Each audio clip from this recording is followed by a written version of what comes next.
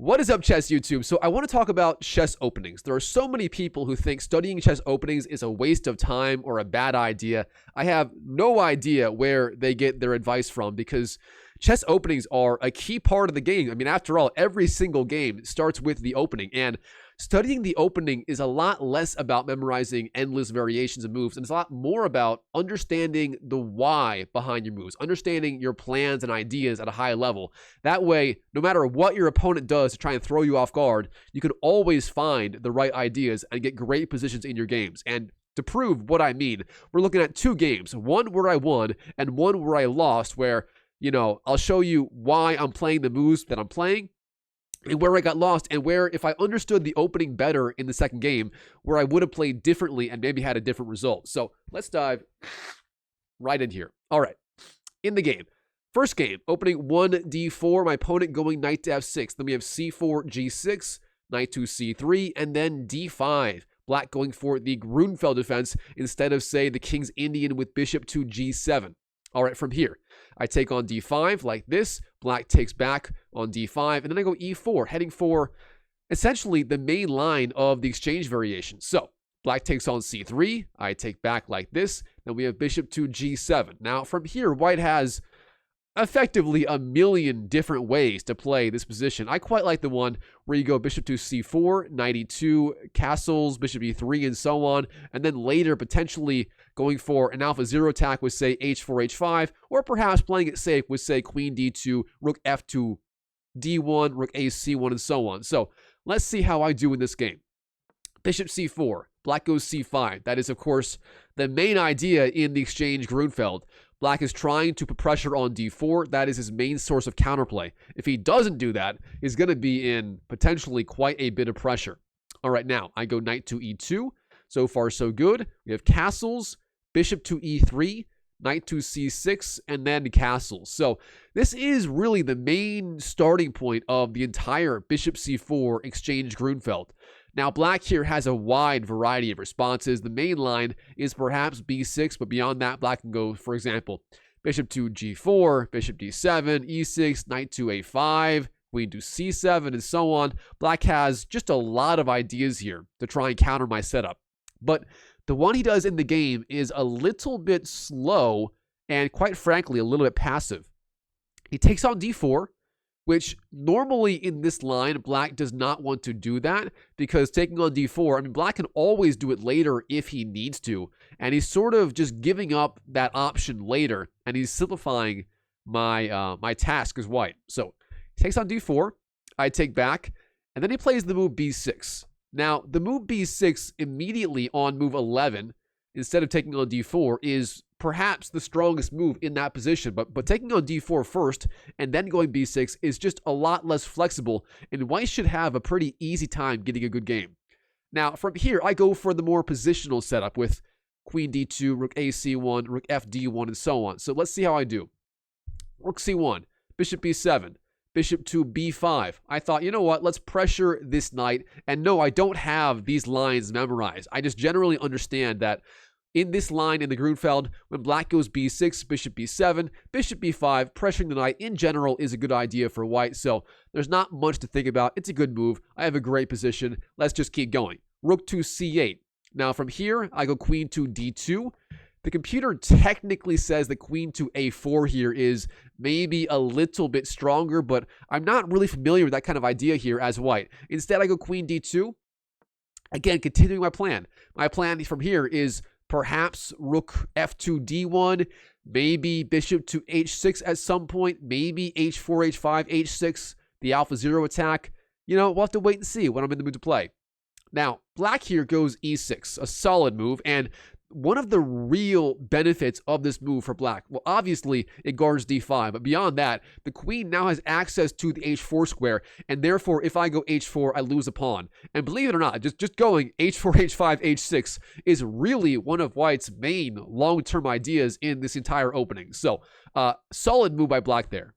All right, now from here, I go rook f d1. Again, so far, I haven't memorized these moves. I don't know these moves by heart. I just understand that this is one of White's most solid ways to play against various kinds of b6, bishop b7 setups from Black. And I know, like, no matter what, I'm going to have a good game here as White. And I'm ready for ideas like maybe a4, maybe h4, h5, maybe f3, maybe d5 or e5 later. It all kind of depends. But I know for a fact that I'm going to be getting a decent middle game at the very least, if not a pretty good one.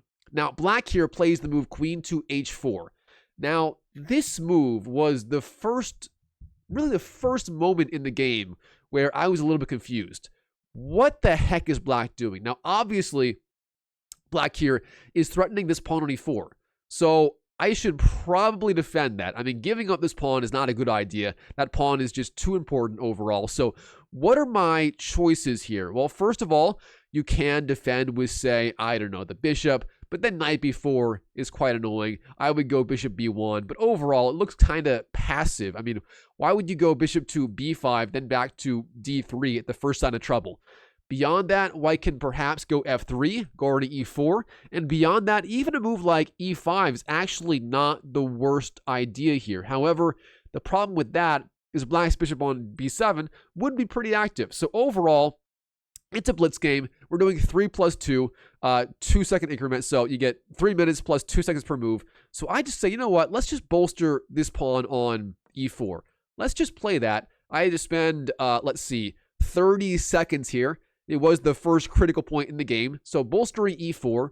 And overall, you know, the queen on h4, it's looking pretty vulnerable. I have ideas like potentially bishop to g5, at which point Black would have to go, say, queen to h5. And then knight to g3, believe it or not, would actually win the queen. So this was part of the idea behind f3. Like, if Black is not careful, he loses the queen. And at the very least, Black's going to have to spend some time trying to figure out what to do. And to be honest here, Black's best idea here could even be, for example, the queen to e7 or d8, just retreating, at which point I get the free move f3 here. So what should Black be doing? Well, I'll tell you what he shouldn't do. Rook f d8. An absolutely careless mistake here by Black. And from here, I just play the move bishop to g5. And I'm hitting the queen and the rook. And of course, that isn't it. Like, beyond that, Black here is at risk of losing the queen. Here, Black goes queen to h5. That is effectively the only move. And now I go knight to g3. And look at this. I mean, Black's queen is literally trapped.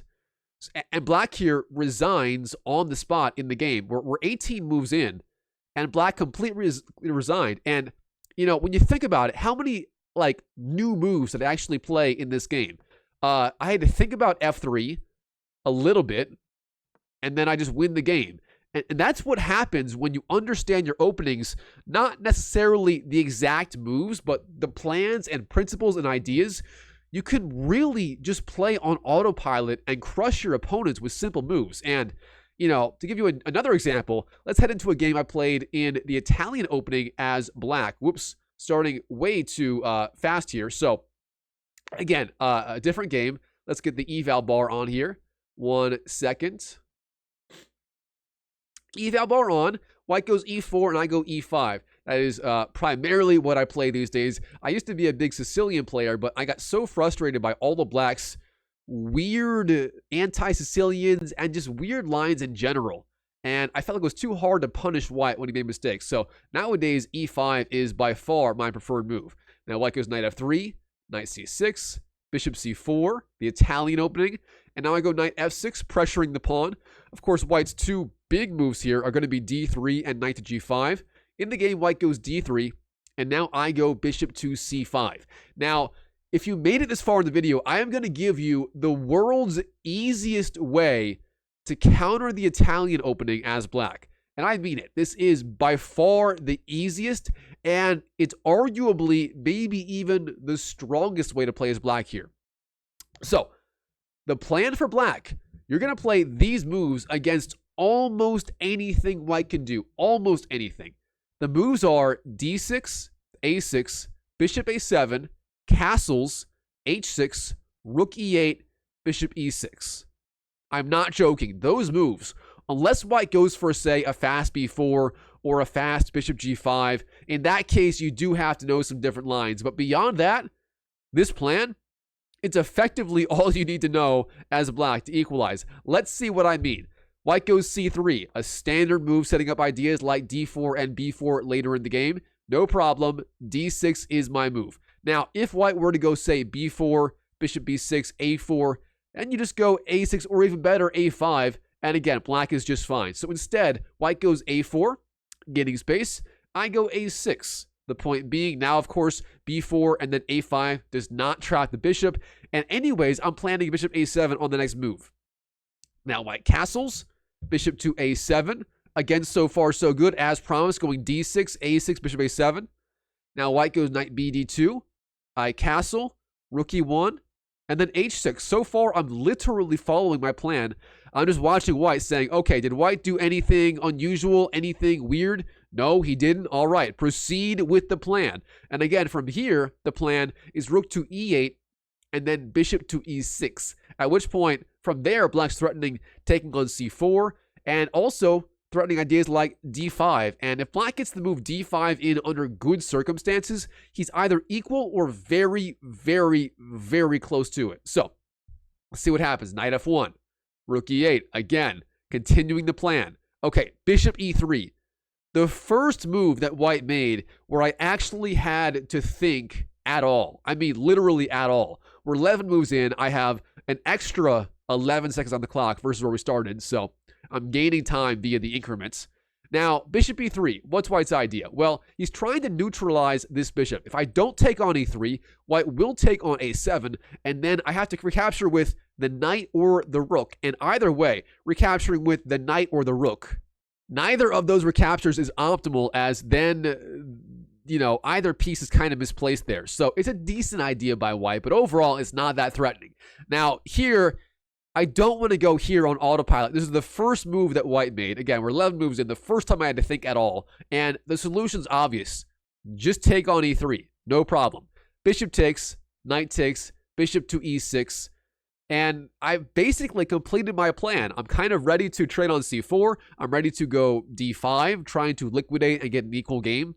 So black here is doing just fine. And again, it's not about memorizing moves.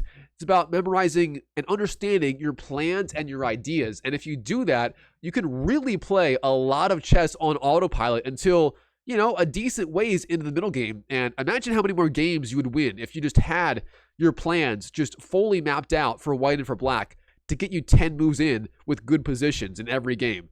That would be so much easier, wouldn't it? Well, that's what I'm trying to show you here. All right. Now, white takes on e6.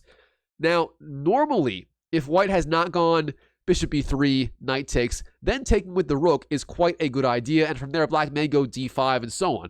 Instead, it turns out taking with the f-pawn here is actually quite a strong idea. So that is a little nuance. In my future games, I will be on the lookout for times to take on e6 with the f-pawn, as the computer does show black is doing really well here with potentially some pressure on the f-file like this. So that is one idea that I missed in the game that I should be on the lookout for. But instead, in the game, I take on e6 with the rook. Rook takes. All right, no problem. White goes b4. And here, I should know better. I should know that d5 is the right plan for black. That is effectively the entire reason we go bishop e6 like this, to set up d5. And if I found d5, I would be absolutely fine. I would be thrilled with the outcome of the opening. But for some reason, I did not find it. And to be honest, I have not achieved this kind of position very often in my own games. So perhaps I'm just a little bit rusty at how to play this. Instead, I go for a different plan. Knight to e7. Now, what is the idea behind this? It's simple. I'm going knight e7, then knight g6, then either perhaps c6, d5, or maybe knight to f4, knight to h5, and so on, queen f6, trying to launch some kind of kingside attack. So it's playable. It's a decent idea, but it does give white a free hand to potentially go for a fast d4 or a fast b5 or a fast queen to b3 as he did in the game and so on. So in the game, queen b3 from white, decent move, knight g6, and then rook to a2.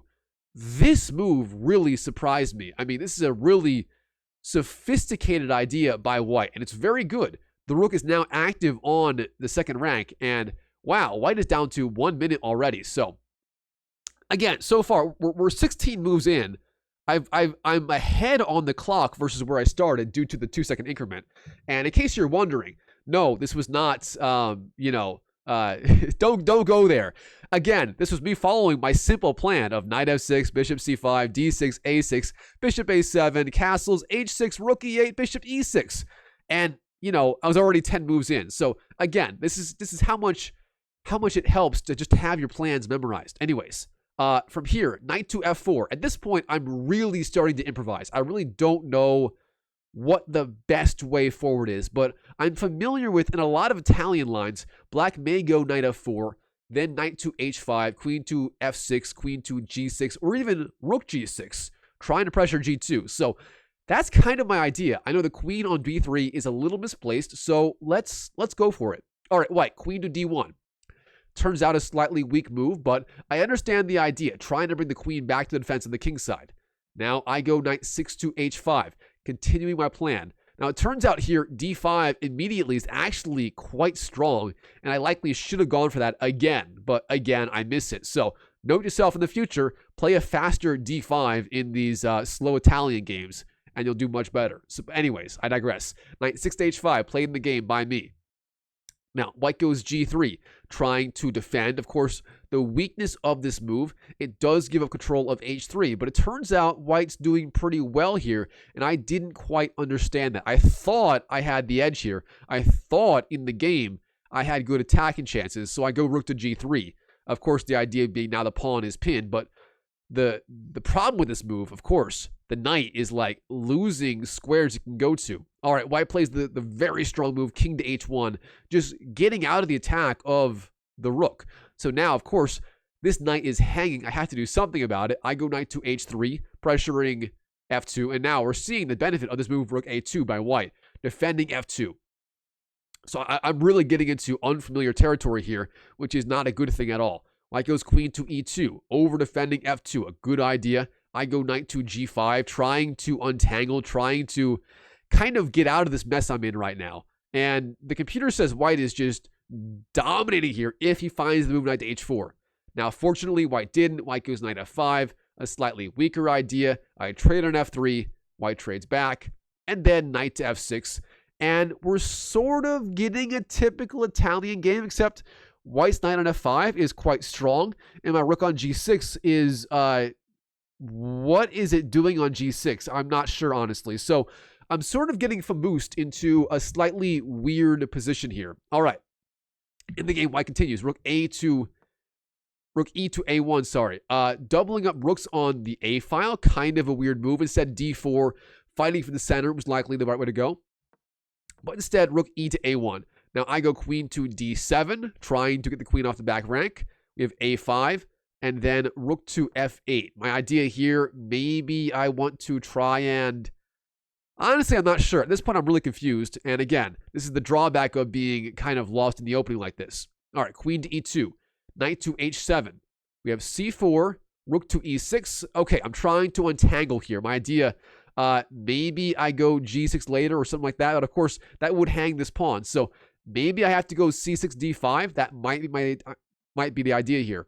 All right, white goes b5, pressuring. Now, I should probably leave this pawn alone and just let white take on a6, but I don't do that. Instead, I take on b5 like this. And technically, I win a pawn here, but now white is getting activity on the queen side, and my pieces are not in a good position to fight on the queen side. So white goes rook bb2, pressuring the queen. Of course, the rook is defended by the queen on e2. I go back to a6, queen to a6, then rook a to b1, pressuring this pawn. I go rook b8, defending, but overall, I'm very, very passive here. Not a good idea as black. White goes queen to d2. All right, defending the pawn on a5. A good move. We have knight to f6, and white here is down to 3 seconds left on the clock. So white is a fighter. I've got to give white credit here in this game. He played very, very well, despite having virtually zero time. All right, queen to c3. I go knight to e8, defending the square c7. We have h4, king to h7, and then h5. White finding a very interesting way to gain space on the king side here, alpha 0 style. All right, g6, attacking the knight. We have h takes, g takes, knight e3, and then here I kind of choke with the move c6. And the problem with this move, white has the idea of queen to c4, and if I take on c4, then rook takes b7 is the intermediate move, and that is very, very strong. All right, instead, king g2, played in the game by white. We have knight to c7. Getting off the back rank again, rook to h1, and white again is finding some really impressive ways to apply pressure. Kudos to him. Knight to b5, threatening potentially knight d4 and trying to block the b file. So far, so good. Queen to d2, h5, but now g4 from white, attacking the pinned pawn on a5, or h5, sorry. I'm really bad at naming squares from a black perspective here. Anyways, knight d4, g takes, g5. I'm trying to keep things closed, but now knight g4, and white is really pressing here. And from here, white just kind of steamrolls me, if I'm being honest. We have rook to g8, queen to b4, knight b5, blocking the b file. f3, queen to a8, knight to e3, queen to f8. I'm starting to fight back a little bit, but then knight f5, clogging up the f file. All right, rook f6, potentially threatening an exchange sack, and that's what I go for. And here I go for it, rook takes f5, but this is just a dubious idea on my part. I think in the game, this was played quite a bit ago, I was potentially trying to, force black, or force white here to lose on time, potentially. But white played well. He hung in there, and we get to an endgame where white just has here the extra exchange, the extra rook versus the knight, and white just slowly kind of cleans up here. We're no longer really in the most important part of the game, and white just eventually finds a way to win. And at this point, here, I pretty much just resign. I'm losing the knight, and it's basically GG from here. So overall, this game and the prior one really show how important it is to understand the overall themes and ideas in your openings. For example, in this game, again, in the Italian, I have this ultra simple plan of bishop c5, d6, a6, bishop a7, castles, h6, rook to e8, bishop to e6, e6, which, if you're not playing it as black in the Italian, it gets you pretty much to equality, and it works against almost anything. For example, you just follow the plan, and I'm wasting 0 time playing all these moves, and bang, bishop e6, and I'm very, very close to equality already as black. And if I just had in mind the idea of going for a fast d5 in this position, I would have been a-okay out of the opening with 0 issues,